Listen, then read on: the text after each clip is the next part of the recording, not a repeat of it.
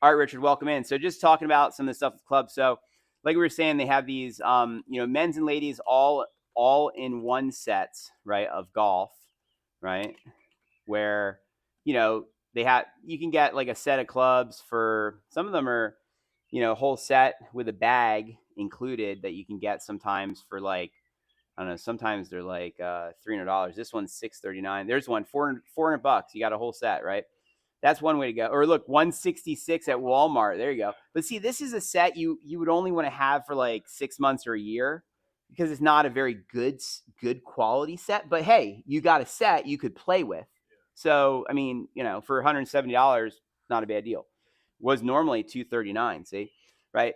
Or at every course they have rental sets of golf clubs, right? Where when you go to the course, they'll have like rental sets that you can borrow at the course, and then that you give them back, right? But really, like we were saying, you want to make sure before you get fit. We say a fitting.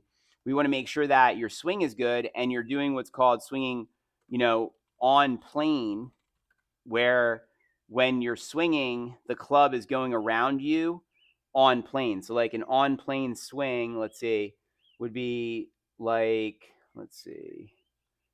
Well, I think you get the idea. Like this would be, that's on plane. This is too low. Some people swing above the plane. This is too far outside. That's too far inside. So there's a certain swing plane. When you're swinging on plane, right? So when you're on the plane, that's the best time to get fit for your clubs. Now, if you're not swinging on plane, you might as well not get fit. Once you are, you potentially could. And what they're going to fit you for is they're going to check to see if your lie angle, and I can check this for you here, but they're going to check to see if your lie angle needs to be more, what's called, needs to be flatter, or if it needs to be more upright, or if it's more standard.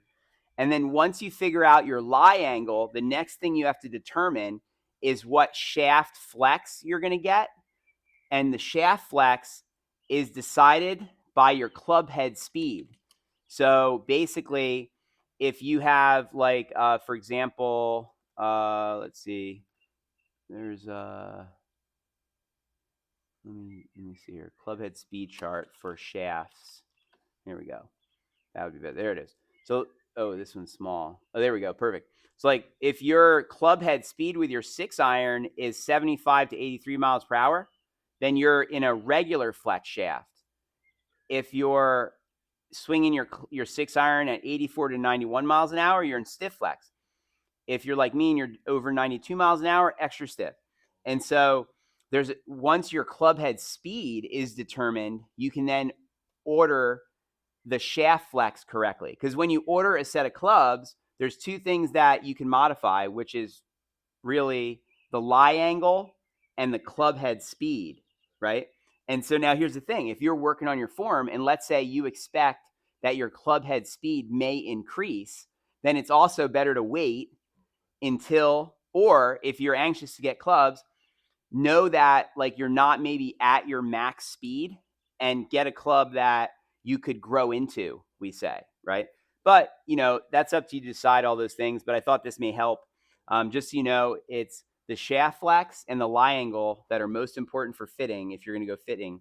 And those are the two things you have to determine. And you really want to make sure your swing is good when you're going to get fit, because obviously those clubs are going to be fit for that swing.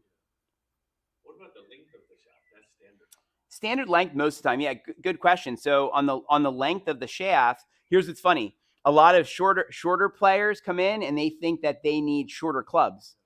And the tall players think they need longer clubs. But actually it's the opposite. If you think about it, somebody who's short could benefit more from a longer club so they can make up the distance because they've got short arms.